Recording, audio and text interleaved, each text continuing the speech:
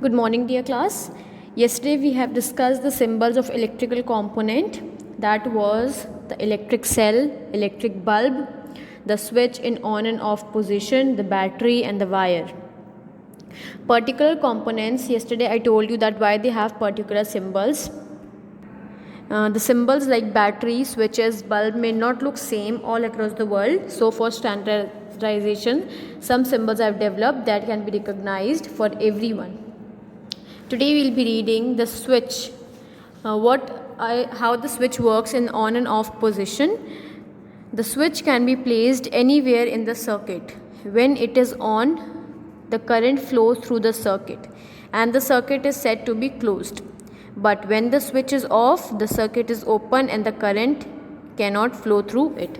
Now, as given in the figure, the switch can be placed anywhere within the circuit. Within whole circuit you can place a switch anywhere. When the switch is closed, that is when the switch is in on position, the passage is complete and the bulb is glowing like it is given in figure, in the mid figure.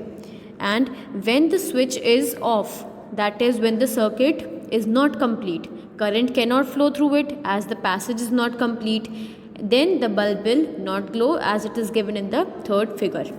After knowing the symbols of the element of an electric circuit, the circuit we used in our first example would look like this. Now, first figure, in the first figure, the cell, the bulb, the switch, the battery, the wire, all the components are made according to the standardization diagram.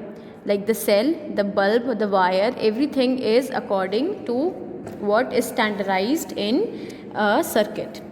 Next topic for today is heating effect of electric current. With the example of the electric bulb, you must have realized by now that electricity generates heat.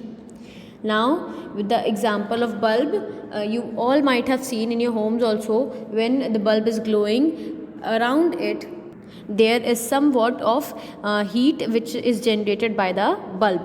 When you switch on the bulb, the circuit becomes complete and electric current starts flowing through it. Now when we switch on the bulb, through the wire, all the switch and on and off, the circuit is complete, the electric current flows through the circuit and the bulb starts to glow. This warms up the coil. Now the coil, which is also known as an element, the coil or the wire which is inside the bulb, that warms up, and when the temperature becomes too high, it produces light. The tungsten wire that is inside the bulb gets heated up when the circuit is complete, when the electricity is given to the bulb, and this produces heat which is generated by the bulb. I hope you have understood the closing and opening of the switch and the introduction on the heating effect of electric current.